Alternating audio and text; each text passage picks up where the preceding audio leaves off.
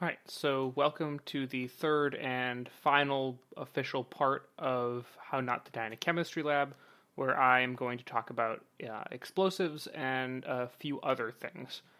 So, to start with explosives, there's a bit you have to think about in terms of like what actually is an explosive. This sounds like a silly question. Explosives are in the public mind just things that go boom, but you can actually make all kinds of things go boom, not all of which are even remotely what you would consider an explosive.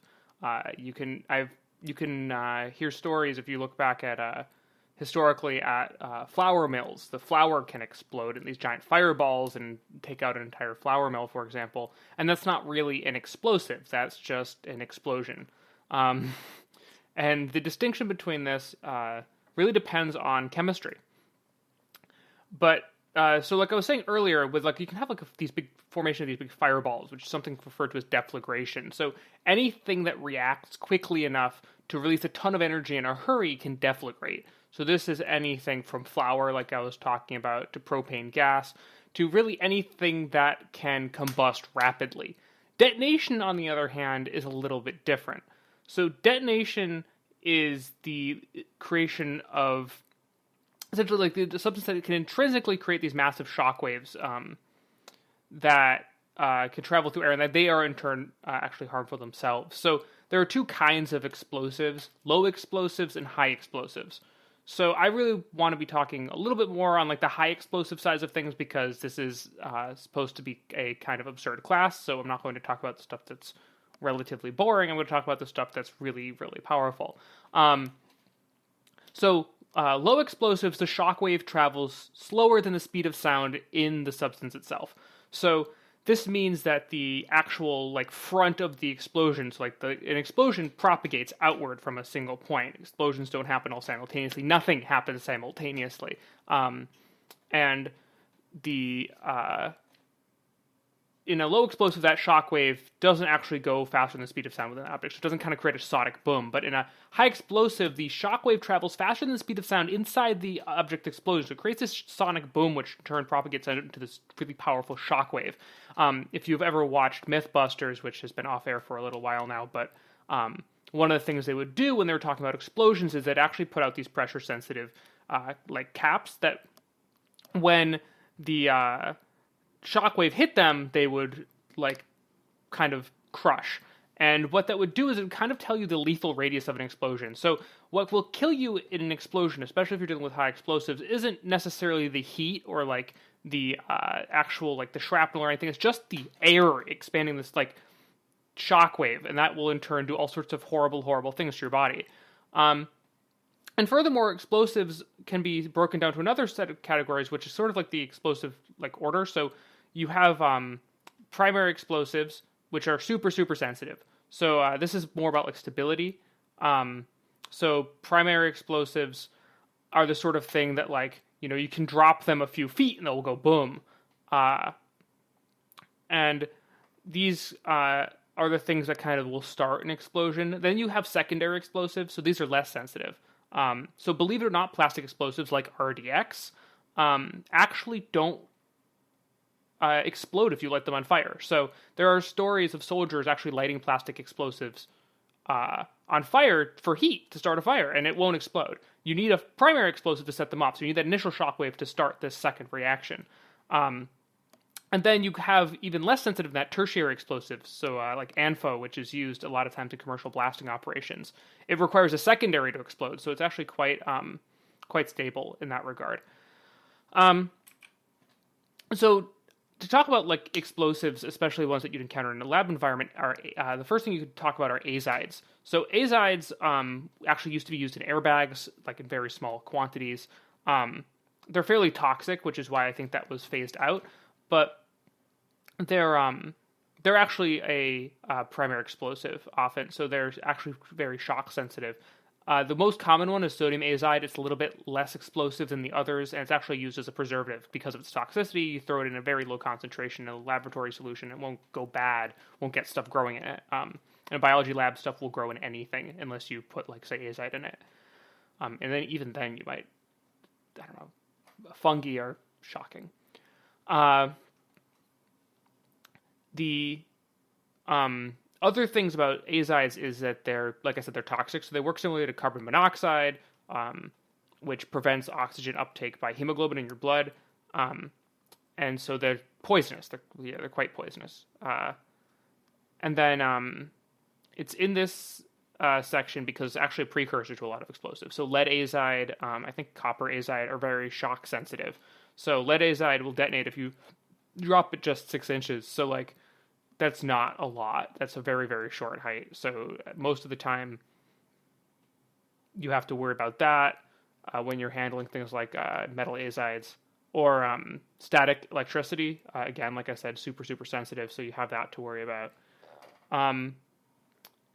And another thing about azides is sometimes there are concerns about having the formation of metal azides if you dispose of azides down a metal pipe. So that's another concern in terms of handling azides. I don't know if I haven't, that's more of an anecdotal story I've heard, but that's another thing to be concerned about with high concentrations of like sodium azide. So another kind of explosive that's also found with relatively alarming frequency in labs are organic peroxides. And the thing that is really alarming about organic peroxide isn't necessarily how explosive it is or even necessarily how common they can be, but actually the fact that they don't require anything else in order to explode. So organic peroxides are self-contained. They don't require the presence of an oxidizer. They don't require the presence of oxygen. A organic peroxide, such as diacetyl peroxide here, actually contains an oxidizer in the form of an oxygen-oxygen bond and these carbon chains that can react with it. And what this means is that an organic peroxide can blow up all on its own. They're also fairly unstable, which means that, especially if they're stored in like an aqueous solutions or if they're stored in water, the water can evaporate, and then any movement of these unstable crystals can detonate. So this means that the expiration dates on organic peroxides, which are often related to how quickly the water or other solvent they're in evaporates, are really serious business. Because if they have gone past their expiration date and dried out, even opening the cap of the bottle could cause the entire thing to explode. This is so concerning that I've encountered signs that have said, you know, there are organic peroxides in this thing. If they're past the expiration date, evacuate the building and call the bomb squad. This is not a safe situation, but they are useful for certain processes in a variety of chemical applications. Peroxides in general, even hydrogen peroxide, are fairly reactive, and organic peroxides just kind of take that to an extreme. But there is something that's even, well, not necessarily worse, but something that is also, again, weirdly common, but incredibly dangerous. It's both toxic and corrosive, and that is hydrazine. Hydrazine used to be used as a rocket fuel, actually. And hydrazine is also a very common reagent in certain chemical processes. I've found bottles of it on occasion. It's fairly alarming, although very, very small quantities. It wasn't anything dangerous. It's useful in making, like I said, all kinds of organic reagents. It's useful in making sodium azide. And they were also, so they're used as rocket fuel, and one place they were used as rocket fuel was in the Titan intercontinental ballistic missile. So these were nuclear missiles used by the US government during the Cold War. And in 1980, one of them went horribly, horribly wrong. So this is the Damascus incident. So this down here, the next slide is going to have a much bigger picture. This is what happened after the Damascus incident. This is what one of those missile silos looked like before this happened. And so what actually happened here was not some horrible accident or some terrorist attack or something. It was a guy dropping a wrench. And these Titan missiles were essentially balloons full of hydrazine. So they were actually partially stabilized by the pressure of hydrazine in their fuel tanks. And so someone was working on one of these platforms here with a wrench and just dropped it in here, punctured the side of this. The missile silo started filling up with hydrazine. And the guy didn't decide to tell his boss. And so this, by the time anyone realized that anything had gone wrong, this entire thing was full of hydrazine, and they had to evacuate the entire complex. It blew up while they were trying to get back in there to start shut things off. Tragically, one person died, and even more alarmingly, so this is a missile silo. These are meant to withstand hits from other missiles, and so the entire bunker door is gone here. This is taken from the outside, so the entire giant concrete door is gone, and also the nuclear warhead was gone. So the warhead, along with quite a bit of the missile, wound up about a mile away. So this was outside of the small town of Damascus, Arkansas. Luckily, the missile warhead had all kinds of safeguards protecting against this thing blowing up. Otherwise, the state of Arkansas would no longer exist.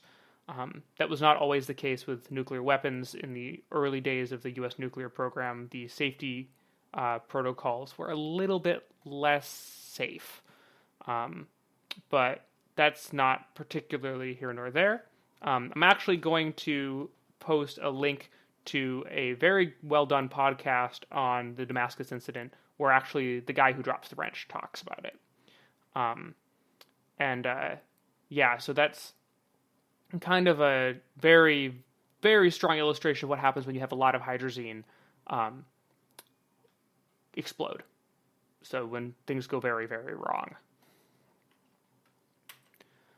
So moving on from explosives, I'm going to tone things down a lot and talk about stuff that isn't actually conventionally dangerous, but could still be hazardous in the right situations. So there are all kinds of chemicals that are just going to be labeled with those nice exclamation mark GHS symbols. You're not necessarily sure whether or not they're dangerous, or if this is just like it's going to make you itchy for a day. To start this off, I'm going to talk about detergents. So back in the day, a few years ago, I don't know if how many of you actually remember this, but there was a trend of people going around talking about eating Tide Pods. So Tide detergent used to come in these really colorful pods. They're much lamer looking now because people compared them to candy because reasons. Detergents